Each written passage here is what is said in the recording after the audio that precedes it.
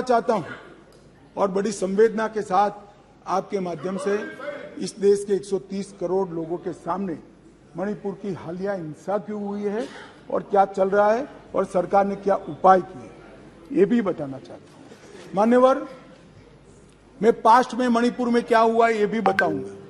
अब मैं जब बताऊंगा तब ये कहेंगे कि पुरानी बातों को हमें सुनाने के लिए कह रहे हो।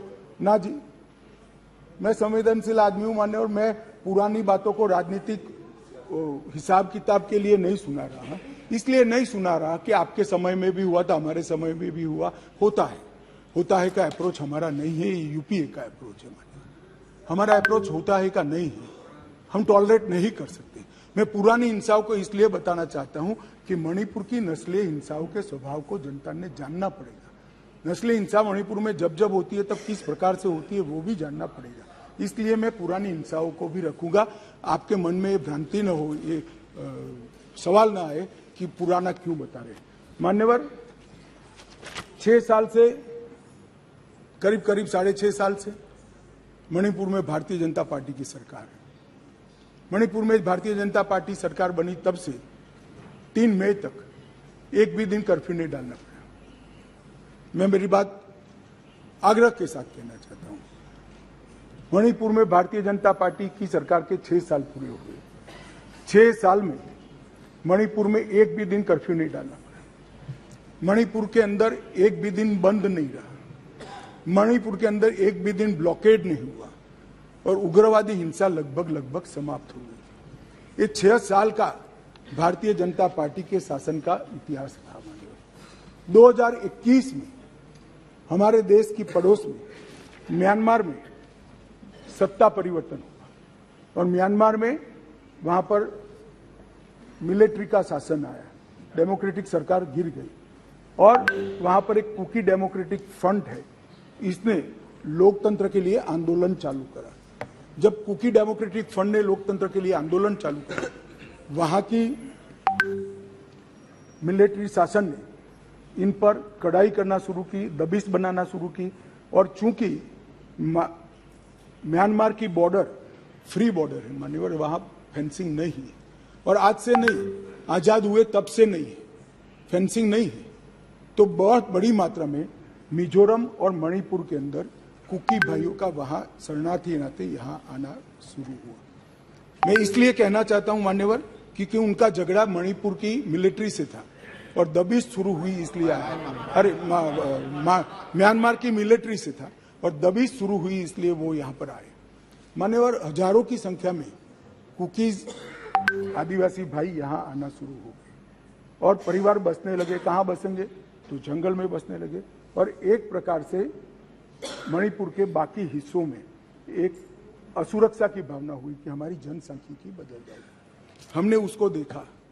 उसी वक्त मान्यवर हमने गृह मंत्रालय में 2022 में निर्णय किया कि अब ये बॉर्डर को खुला नहीं कर सकते, बॉर्डर बनानी पड़ेगी, फेंसिंग करनी पड़ेगी। हमने 10 किलोमीटर फेंसिंग पूरी कर दी है, 60 किलोमीटर का काम चालू है और 600 किलोमीटर का सर्वे चालू है। आपने 2014 तक कभी फेंसिंग नहीं की। हमने दूरंदेशी से 30 में दंगे हुए, 21 में ही फेंसिंग का काम शुरू कर दिया था। 10 किलोमीटर ट्रायल फेंसिंग बन चुकी है, 60 किलोमीटर का काम चालू है और 600 किलोमीटर का सर्वे बाकी, जिससे ये घुसपैठ को रोका जा सके। फिर एक अनरेस्ट खड़ा होने लगा क्योंकि वहां जनसांख्यिकी बहुत निर्णायक होती है मान्यवर। घाटी में कुकी भाई रहते हैं, पहाड़ पर ट्राइबल भाई रहते हैं, तो उनके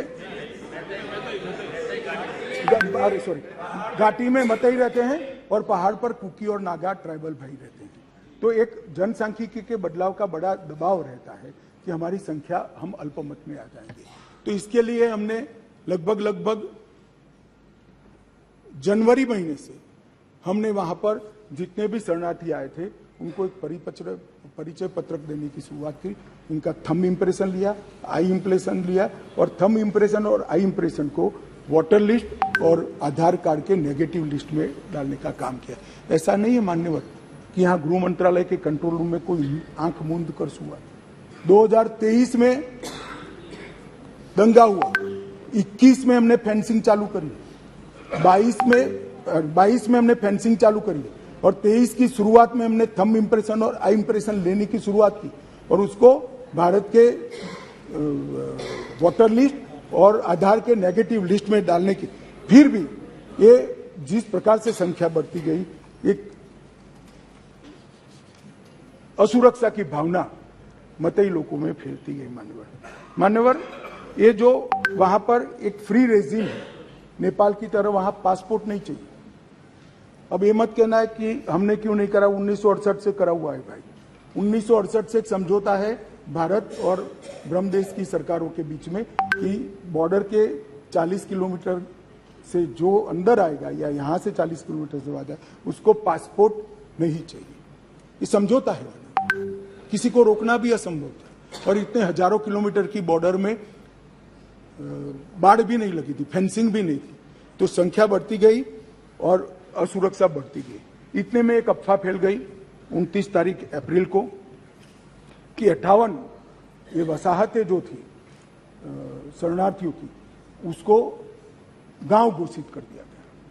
अब गांव घोषित करने की अफवाह से ही घाटी में बहुत बड़ा अनरेस्ट शुरू हुआ मान्यवर, और वो अनरेस्ट को भी हमने माइक वाली जीपे चलाई, बताया गया कि भाई कोई गांव घोषित नहीं हुआ है। मगर अफवाहें जब फैलती है तब फैलती है अविश्वास का वातावरण, और घोषित जंगल गांव घोषित किया, जंगल गांव घोषित किया जो वसाहतें थी उसको, तो उनको लगा है परमानेंट अब यही बस है, तो एक अनरेस्ट खड़ा हुआ।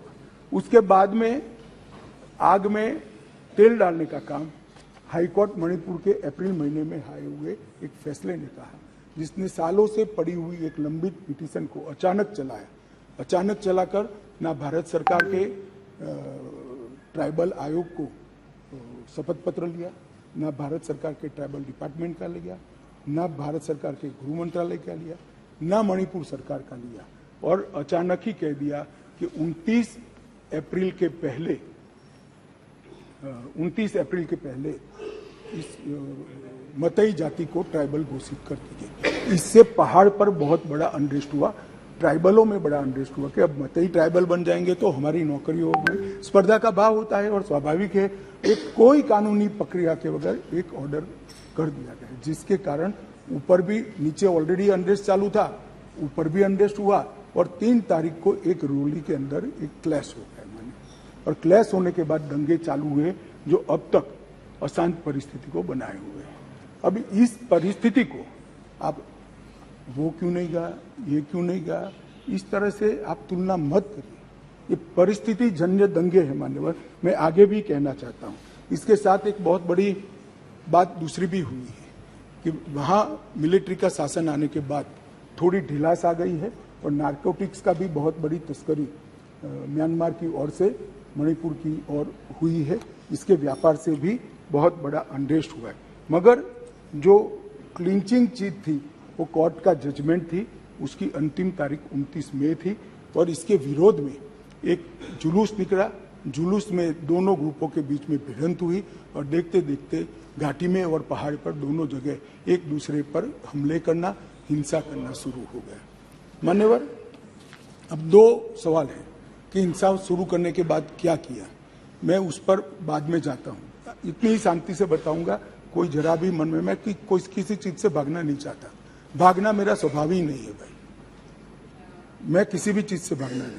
मगर मणिपुर की नस्लीय हिंसाओं के इतिहास को समझना पड़ेगा। 1993 में श्री पीवी नरसिम्हा राव जी प्रधानमंत्री थे, राजकुमार दोरेंद्र सिंह कांग्रेस के नेता मुख्यमंत्री थे, और नागा कुकी संघर्ष हुआ। नागा कुकी भी नस्लीय हिंसा थी, और उस वक्त 750 लोग मारे गए, 200 लोग घायल हुए, 45,000 लोग शरणार्थी थे, और 1.5 साल तक ये हिंसा अविरत रूप से चलती रही। अब ये कहते हैं प्रधानमंत्री जी क्यों नहीं बोले, भाई 700 लोग मारे गए थे, 200 लोग घायल हुए, 45,000 लोग शरणार्थी बने।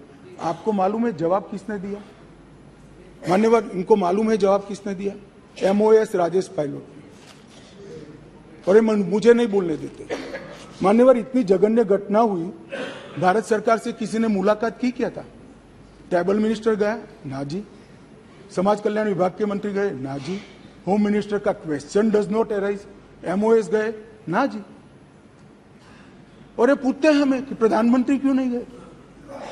अरे भाई, आप जरा देखिए कि नस्ले हिंसाओं का इतिहास मैं पूरा बताता हूं उनके सब, मुझे जल्दबाजी नहीं है, बड़ा महत्वपूर्ण मुद्दा है।